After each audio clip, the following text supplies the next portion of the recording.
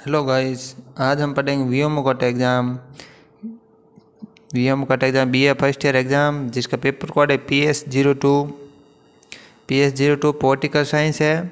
Indian political thinker, भारतीय राजनीति विचारक पॉलिटिकल साइंस में PS2 भाग है। उसके इम्पोर्टेंट क्वेश्चन पढ़ेंगे जो पिछले साल पूछे गए क्वेश्चन है। पहला क्वेश्चन है, मन्नू के अनुसार राज्य की उत्पत्ति का उल्लेख कीजिए। मन्नू के अनुसार राज्य की उत्पत्ति का उल्लेख कीजिए। तो उत्तर है, मन्नू के अनुसार राज्य की उत्पत्ति जब हुई जब समाज के अराजकता और भय का माहौल था, जिस व्यवस्था बनाए रखने के लिए भगवान ने राजा की दृष्टि से की सृष्टि। यह राजा विभिन्न देवता इंद्र, वायु, सूर्य, यम, वरुण, चंद्रमा, अग्नि और कुबेर के दिव्य अंशों से बना था, जो राजा के दिव्य शक्ति और गुण प्रदान करते थे। राजा का मुख्य कर्तव्य प्रजा की रक्षा करना, कमजोरों का पालन पोषण करना और अपराधों को रोकने के लिए दंड का प्रयोग करना था, जिससे समाज में अर्थव्यवस्था और सद्भाव बना रहे।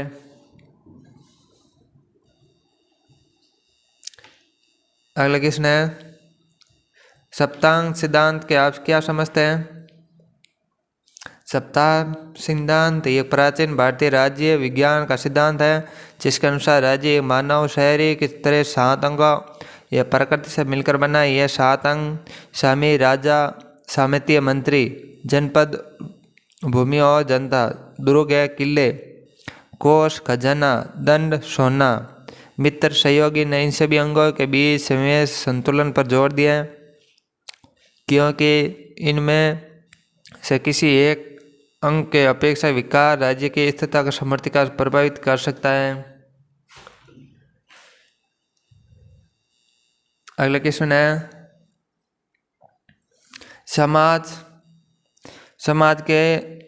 समाज के उन 3 प्रथाओं का उल्लेख की जिनका राजा राम मोहन राय का विरोध किया। तो उत्तर, राजा राम मोहन राय ने समाज की सती प्रथा, बाल विवाह, जाति प्रथा जैसी कुरीति का विरोध किया।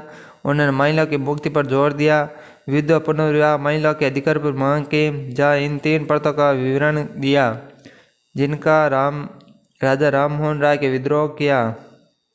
सती प्रथा में इस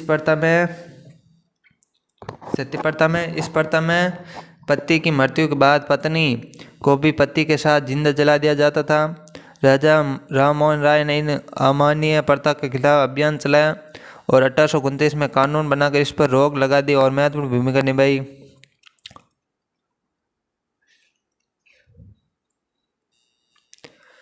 अगला, बाल विवाह। उन्होंने बाल विवाह प्रथा का विद्रोह किया। इस महिला में दयनीय स्थिति के कारण बताया। उन्होंने महिला की शिक्षा और उनके उत्थान पर बल दिया। जाति प्रथा और छुआछूत। राजा राम मोहन राय ने जाति व्यवस्था उनके जुड़े छुआछूत का विद्रोह किया। उन्हें सभी लोगों को समानता का वकालत की और एकेश्वरवाद का बढ़ावा दिया, जिसमें कर्मकांड और अंधविश्वास के बजाय तर्क और नैतिकता पर जोर दिया। अगला है, स्वामी दयानंद सरस्वती द्वारा प्रतिपादित सार्वभौम मानवतावाद से आप क्या समझते हैं?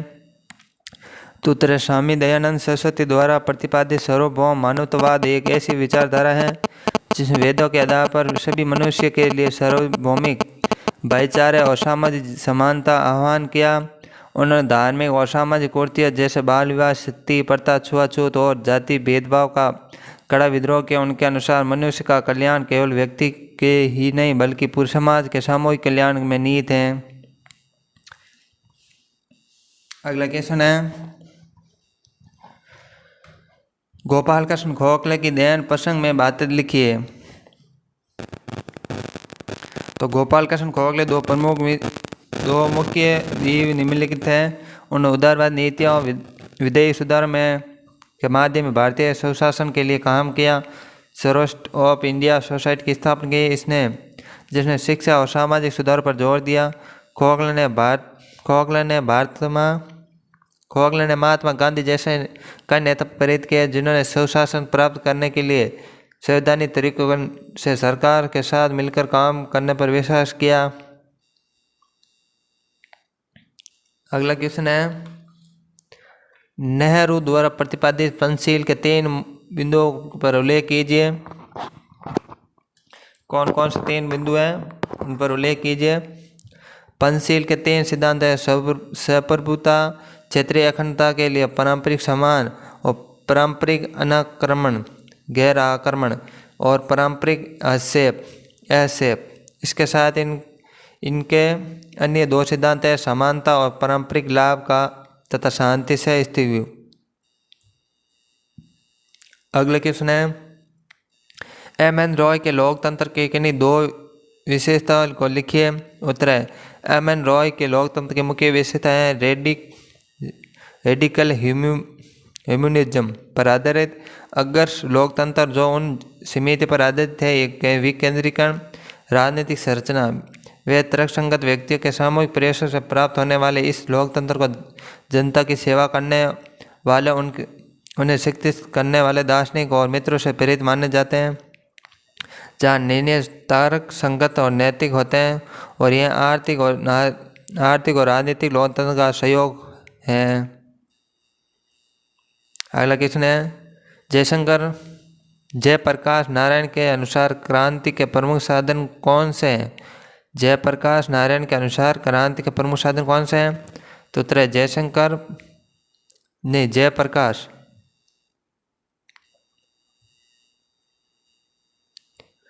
जयप्रकाश नारायण ने अपनी संपूर्ण क्रांति की अवधारणा किसी भौगोलिक स्थान का उल्लेख नहीं किया, बल्कि उन्होंने क्रांति के 7 प्रमुख क्षेत्रों को उल्लेख किया, जहाँ राजनीतिक, आर्थिक, सामाजिक, सांस्कृतिक, बौद्धिक, शैक्षणिक, आध्यात्मिक क्रांति है। इन सभी क्रांति के संयोजन से संपूर्ण क्रांति संभव है, न किसी विशेष स्थान से। अगला खंड है इसमें है इंपॉर्टेंट क्वेश्चन, लघु उत्तर वाले प्रश्न, जिसमें पहला क्वेश्चन है, कौटिल्य द्वारा लिखित राजा के कर्तव्यों का विवेचन कीजिए। कौटिल्य के अनुसार राजा का मुख्य कर्तव्य प्रजा का कल्याण करना, राज्य की शांति व्यवस्था बनाए रखना, न्यायपूर्ण शासन प्रदान करना और राज्य की रक्षा करना। राजा को बुद्धिमान, दूरदर्शी और कर्मठ होना चाहिए, साथ ही उससे अपने शासन में आर्थिक, वाणिज्य और कानूनी मामलों पर भी निरंतर निगरानी रखनी चाहिए। राजा के प्रमुख कर्तव्य कौन कौन से हैं? प्रजा का कल्याण, राजा का सबसे महत्वपूर्ण कर्तव्य प्रजा के सुख और कल्याण के लिए हर संभव प्रयास करना। राजा का सबसे प्रमुख महत्व है कर्तव्य राजा के सुख और कल्याण के लिए हर संभव प्रयास करना, जिसमें गरीबों और जरूरतमंदों की सहायता करना शामिल है। न्यायपूर्ण शासन, न्यायपूर्ण शासन है, राजा को प्रजा के लिए उचित न्याय व्यवस्था स्थापित करना चाहिए, सभी के साथ न्यायपूर्ण व्यवस्था करनी चाहिए। दोषी को दंडित करना, विवादों को निपटारा करना भी राजा का कर्तव्य है। राजा की रक्षा, राजा को राज्य की सीमा की रक्षा के लिए सदैव तत्पर रहना चाहिए। युद्ध की स्थिति में युद्ध का निर्णय लेना, सेना का नेतृत्व करना। अर्थव्यवस्था और वाणिज्य की निगरानी, राजा को राजकोष की वृद्धि के लिए उपाय करने के चाहिए। आर्थिक वाणिज्य गतिविधियों पर निरंतर निगरानी रखनी चाहिए। कानून निर्माण, राज्यों को विधि और कानून का निर्माण करना चाहिए और उनका पालन करना चाहिए। शांति और व्यवस्था, राजा का यह प्रमुख कर्तव्य राज्य में शांति और सुव्यवस्था बनाए रखना है। सर्वधर्म पालन, कौटिल्य के राजा को धर्म प्रवर्तक भी कहा जाता है। इसका कर्तव्य है कि वह प्रजा को अपने सर्वधर्म पालन करने के लिए प्रोत्साहित करे। अगला क्वेश्चन है, राज्य के संबंध में शुक्र के विचारों का वर्णन कीजिए। राज्य के संबंध में शुक्र का विचारों का वर्णन कीजिए। तो उत्तर है, शुक्र के अनुसार राज्य एक प्राकृतिक और आवश्यक संस्था है जो नागरिकों के कल्याण और धर्म और अर्थ काम त्रिवर्ग के सिद्धांत के लिए आवश्यक है। राज्य का मुख्य कर्तव्य नागरिकों की सुरक्षा सुनिश्चित करना, निरपेक्ष न्याय प्रदान करना, शिक्षा, स्वास्थ्य और बुनियादी ढांचे जैसी आवश्यक सुविधा प्रदान कर उनका कल्याण सुनिश्चित करना। शुक्र ने राजा को प्रजा का सेवक बताया और शासन के लिए राजस्व का शांत अंक, स्वामी सामित्य, मित्र को राष्ट्र दुर्ग बल की अवधारणा दी।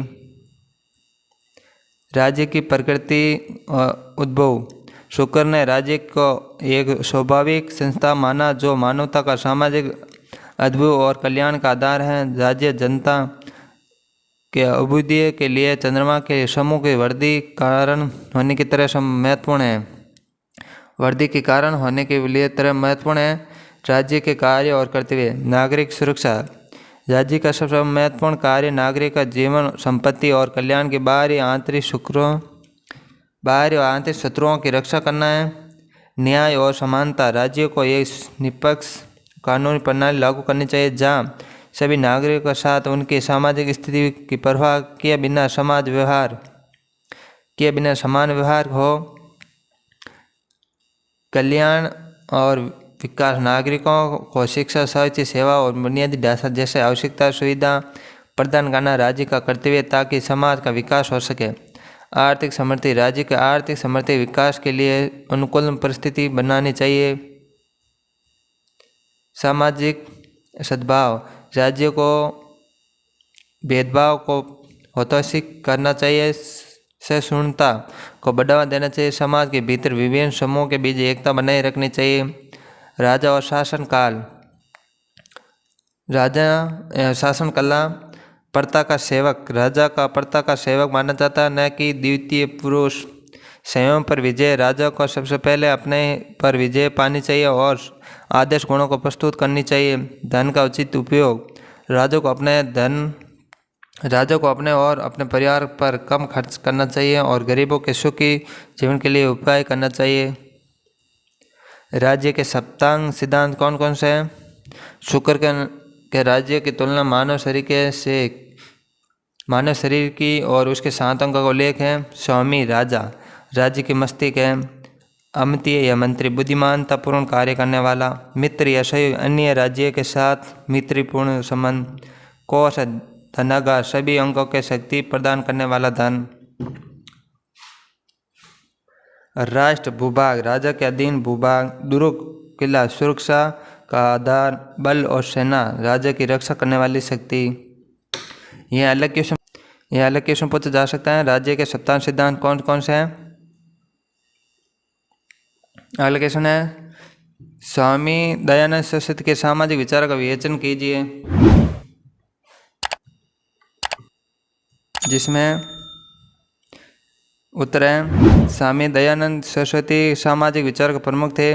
समाज कुरीतियाँ जैसे मूर्ति पूजा, बाल विवाह, छुआछूत और जातिगत भेदभाव का विद्रोह करना। उन्होंने सभी के लिए शिक्षा, विशेषकर महिलाओं की शिक्षा, विधवा विवाह, दलित वर्गों के उत्थान का समर्थन किया। उनका उद्देश्य वेदों के आदर्श पर आधारित एक तर्कसंगत, न्यायपूर्ण समाज की स्थापना करना था जो सामाजिक समता पर केंद्रित हो। सामाजिक कुरीतियों का खंडन। मूर्ति पूजा, कर्मकांड का विद्रोह। उन्होंने मूर्ति पूजा और कर्मकांड का घोर विद्रोह किया जिसे वे धार्मिक पाखंड, अंधविश्वास मानते थे।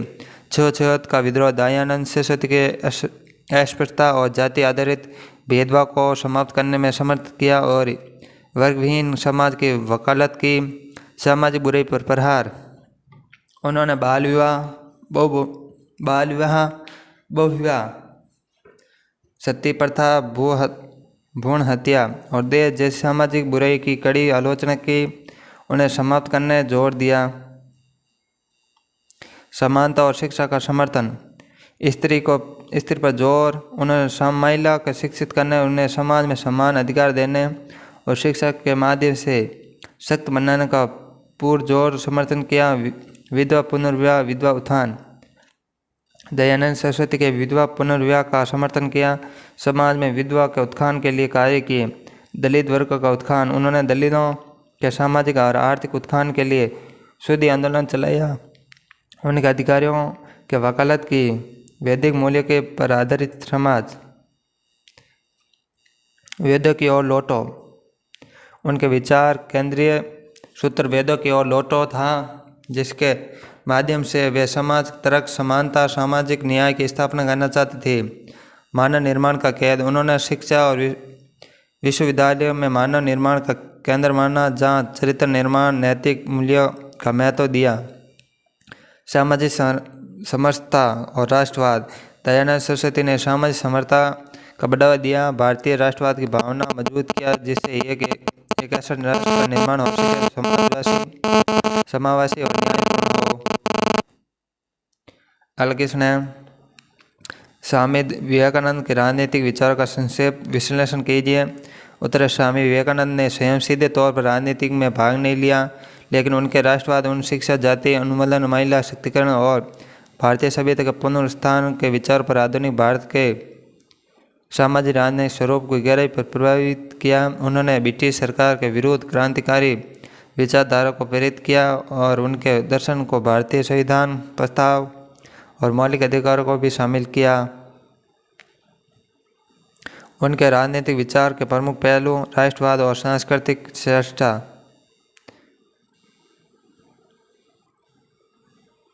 स्वामी विवेकानंद भारत के प्रति गहरा लगाव रखते हैं और राष्ट्रवाद का एक राजनीतिक धर्म मानते थे, जिससे लोगों के दलों में एकता और इच्छाओं का संचार होता है। उन्होंने पश्चिम की भौतिक समृद्धि और भारत की प्राचीन आध्यात्मिक धरोहर दोनों ही आवश्यकता पर बल दिया। सामाजिक सुधार और जन शिक्षा। उनका मानना था कि भारत के पतन का कारण लोगों में एकता का प्रभाव और जीवन शक्ति की कमी है। उन्होंने जन शिक्षा और समाज की सेवा की भावना को बढ़ावा दिया, ताकि समाज को एक नए जीवन और अग्रसर किया जा सके। जातिवाद और धार्मिक रूढ़ियों का विद्रोह। उन्होंने पुरोहितवाद, ब्राह्मणवाद और धार्मिक कर्मकांडों की आलोचना की और एक ऐसी रूढ़ियों के खिलाफ आवाज उठी जिनका लक्ष्य ने एक ऐसे भारत का निर्माण करना था जहां समाज में एकता और जातिगत भेदभाव समाप्त था। महिला सशक्तिकरण। स्वामी विवेकानंद ने महिला के उत्थान और उन्हें शिक्षा प्रदान करने की वकालत की, ताकि वे समाज में अपना सही स्थान पा सके। आध्यात्मिक पुनरुत्थान। उनके अनुसार भारत में पुनरुत्थान के लिए आध्यात्मिक और सामाजिक पुनरुत्थान दोनों आवश्यक है। उनका मानना था कि भारत के पास ऐसी बहुत सी चीज़ें हैं जो पश्चिमी को चाहिए, जिससे भारत को किसी याचक नहीं बना पड़ेगा। भारतीय संविधान पर प्रभाव। स्वामी विवेकानंद के विचार भारतीय संविधान निर्माताओं के लिए प्रेरणा स्रोत है। संविधान सभा के सदस्य प्रस्तावना और मौलिक अधिकारों को पेश करते समय उनके विचार का बार बार उल्लेख किया। सर्वोच्च न्यायालय में भी अपने कई निर्णय उनके विचार का पुनर्स्मरण किया। अगले प्रश्न है, खोखले के आर्थिक विचारों का वर्णन कीजिए। खोखले ने भारतीय उद्योगों का उचित संरक्षण, स्वदेशी उद्योगों के विकास, ब्रिटिश आर्थिक शोषण की आलोचना, किसानों को कर राहत देने की आवश्यकता पर बल दिया। उन्होंने उन्मुक्त व्यापार, सुनिश्चित संरक्षण दोनों के विरोध थे तथा भारत की आर्थिक स्वावलंबन प्रतिस्पर्धा करने की दक्षता के विकास पक्षधर थे। समता के विकास के पक्षधर थे। गोखले के आर्थिक विचार के प्रमुख बिंदु औद्योगिक संरक्षण की आवश्यकता, जिसमें खोखले को मानना था कि भारत में कुटीर उद्योग के पतन का कारण अंग्रेजी की भेदभावपूर्ण आर्थिक नीति थी। उन्होंने भारतीय उद्योगों के विकास के लिए उचित आर्थिक संरक्षण की आवश्यकता पर बल दिया। कृषि प्रधान देश की आलोचना। उन्होंने अंग्रेजों द्वारा भारत को केवल एक ही कृषि प्रधान देश मानकर जैसे तैयार माल के आयात की मंडी बनाने के लिए नैतिक कड़ी की आलोचना की। उदारवादी दृष्टिकोण लेकिन सीमित मुक्त व्यापार। खोखले उदारवादी होने के बावजूद उन्मुक्त व्यापार और कम से कम सरकारी हस्तक्षेप की नीति पक्षधर नहीं थे। उनका मानना था कि आर्थिक रूप से कमजोर देशों के लिए हानिकारक हैं। सरकार की मांगा। सरकार की मांग। खोखले ने सरकार ने भारतीय औद्योगिक विकसित करने के लिए संरक्षण प्रदान की मांग की ताकि वे अन्य देशों के प्रतिस्पर्धा कर सके। कर संबंधी सुधार। उन्होंने किसानों को करों से राहत देने, कर वसूली के तरीकों को सुधार करने का सुझाव दिया। आय कर और ऋण मुद्रा। खोखले ने आयकर की उच्च सीमा का समर्थन किया। उन्होंने सोने आधारित मुद्रा का विद्रोह किया क्योंकि इससे भारतीय अर्थव्यवस्था को नुकसान होता है और भारतीय रुपये में ब्रिटिश रुपये में बदलने की वकालत की। आर्थिक आत्मनिर्भरता। खोखले भारतीय शक्ति स्वावलंबन के विकास के साथ साथ भारतीय नए उद्यम के विकास पर जोर देते ताकि आत्मनिर्भर बन सके। अगला क्वेश्चन, दलितों के उत्थान पर डॉक्टर अंबेडकर के विचार वर्णन कीजिए। तो उत्तर, डॉक्टर अंबेडकर दलितों के उत्थान के लिए जाति व्यवस्था का उन्मूलन, दलितों में शिक्षा चेतना का प्रसार, सामाजिक समानता और धार्मिक स्वतंत्रता पर जोर दिया। उन्होंने सहस्त्रता के खंभे और समान नागरिक संहिता, महिला के अधिकारों के संघर्ष किया। उन्हें जाति का विनाश जैसे लेखन से दलितों की मुक्ति के लिए आवाज़ उठाई। बहिष्कृत हितकानी सभा जैसी संस्थाओं की स्थापना की। डॉक्टर अंबेडकर के मुख्य विचार है जातिवाद की व्यवस्था, जाति व्यवस्था का उन्मूलन। अंबेडकर जाति व्यवस्था को सामाजिक विषमता का मूल कारण मानते थे और इसे समाप्त करने का संघर्ष कर रहे। शिक्षा और चेतना का प्रसार। उन्हें दलितों में जागरूकता लाने और शिक्षा का महत्व बढ़ाने के लिए मूक नायक जैसी पत्रिका, विभिन्न संस्थाओं का स्थापना की। सामाजिक समानता। दलितों के लिए सामाजिक और आर्थिक समानता का वकालत करते हुए उन्होंने भारतीय संविधान सकारात्मक कार्रवाई अनुच्छेद 46 का प्रावधान शामिल हैं। सहस्त्रता का अंत। अंबेडकर ने संविधान के माध्यम से सहस्त्रता छुआछूत की प्रथा का समाप्त कर दिया। धार्मिक स्वतंत्रता का परिवर्तन। उन्होंने धर्म के आधार पर हो रहे भेदभाव का विद्रोह किया। अंततः बौद्ध धर्म अपनाकर सामाजिक मुक्ति का मार्ग चुना।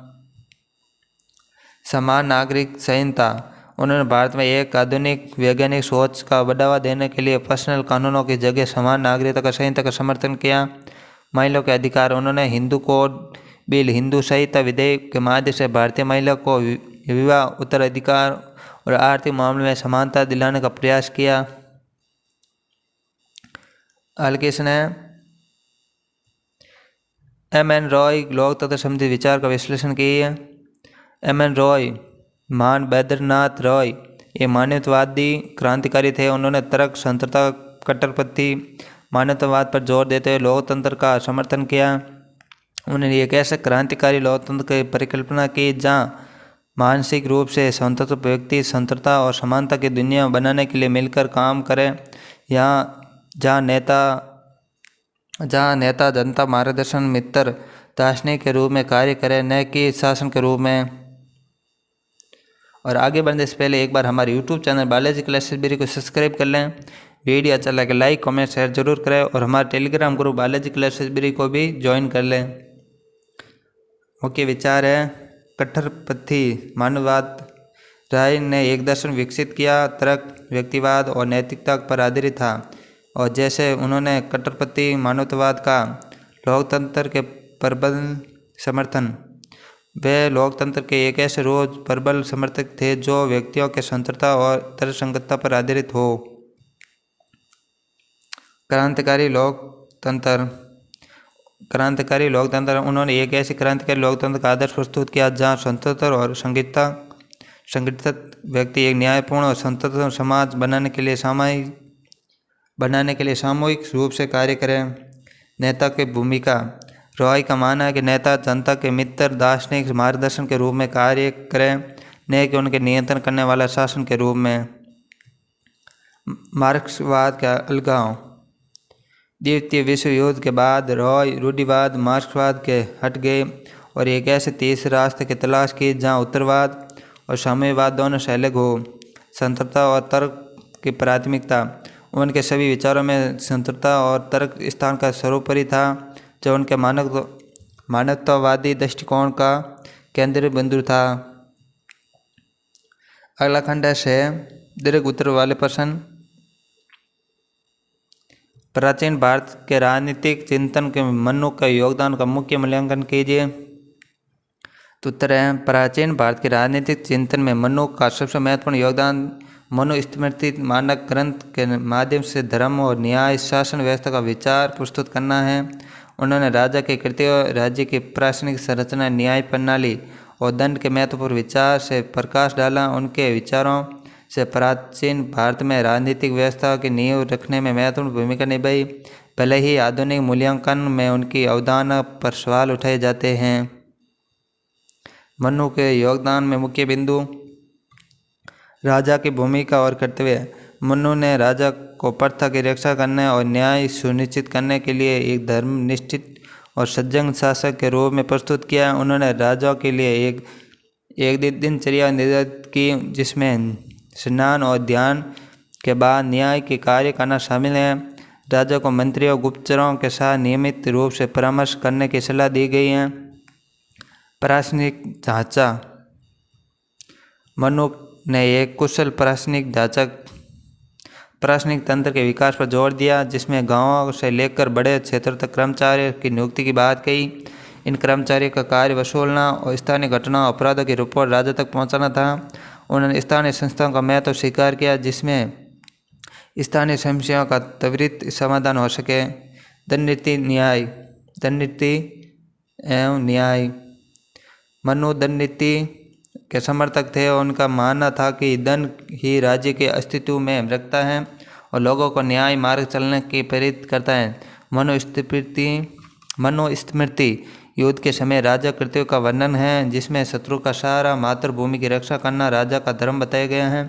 सामाजिक और आर्थिक व्यवस्था। मनु की शांति के समय प्रथा से 6 और 8 भाग से बराबर कर प्राप्त करने का सुझाव दिया जबकि युद्ध या आपातकाल में वह 4था भाग से ले सकता है। मनुस्मृति का महत्व। मनुस्मृति का प्राचीन भारत के सामाजिक न्यायिक राजनीतिक जीवन की जानकारी का एक महत्वपूर्ण स्रोत है। यह हिंदू धर्म के सबसे प्राथमिक धर्मशास्त्रों में एक है। नैतिक कानून, धर्म, सामाजिक दंडों के आधारित मानी जाती हैं। मूल्यांकन। सकारात्मक पहलू।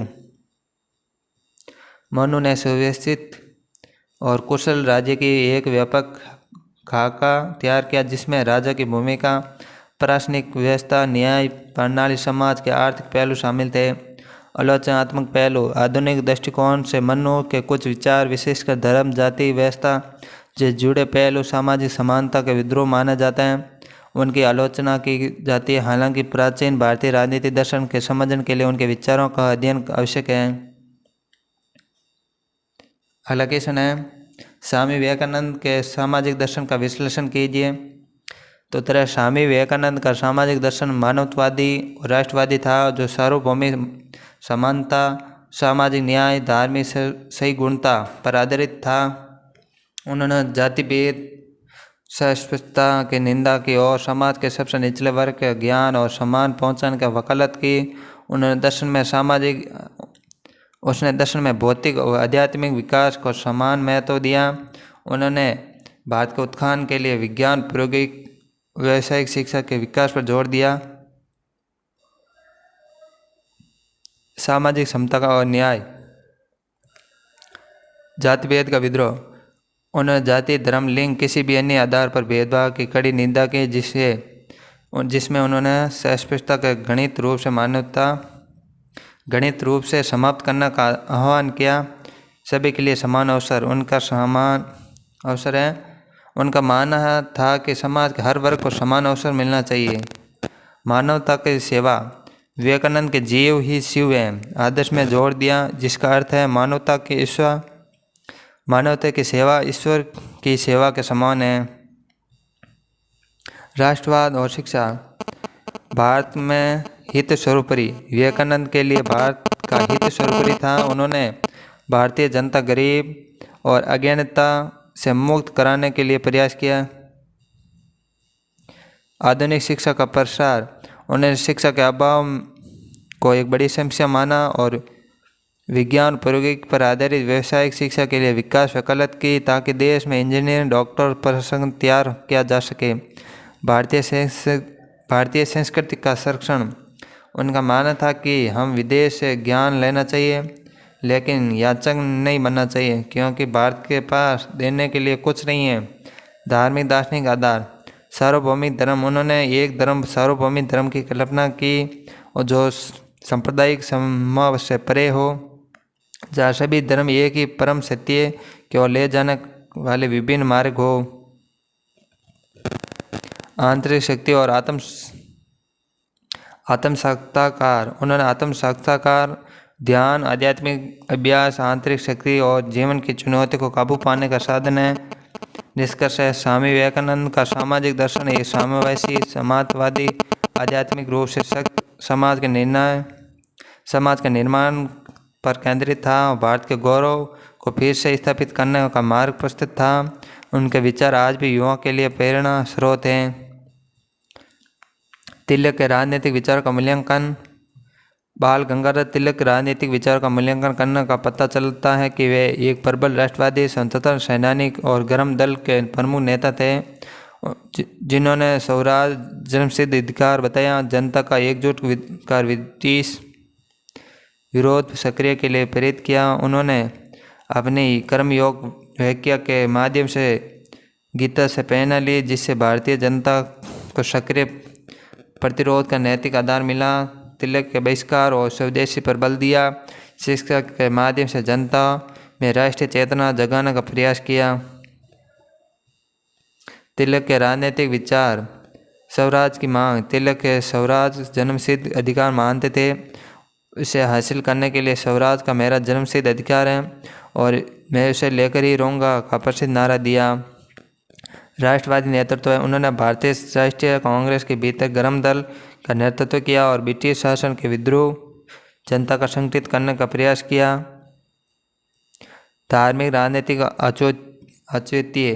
ब्रिटिश विद्रोह संघर्ष के लिए उन्होंने भगवत गीता के कर्म योग सिद्धांत का सहारा लिया, जिसमें कृष्ण अर्जुन का कर्तव्य पालन के प्रेरित करते हैं, भले ही वे कठिन और शिक्षा और जन आंदोलन। शिक्षा के माध्यम से जनता में राष्ट्रीयता और आत्म बलिदान का भावना जगाना उनका एक प्रमुख लक्ष्य था। बहिष्कार और स्वदेशी। उन्होंने विदेशी वस्तुओं को बहिष्कार और स्वदेशी अपनाने का बल दिया और ब्रिटिश आर्थिक नीतियों पर विद्रोह का सख्त माध्यम था। सांप्रदायिक सद्भाव। उन्होंने भारतीय जनता का एकजुट करने का प्रयास किया, अपनी बात रखने के लिए धार्मिक प्रतीक का इस्तेमाल किया। गर्म और नरम दल। तिलक ब्रिटिश शासन के प्रति आक्रमणरत अपनाने के समर्थन। उनका मानना था कि ब्रिटिश सरकार ने केवल आग्रह करने के बजाय उसे मजबूर करना चाहिए।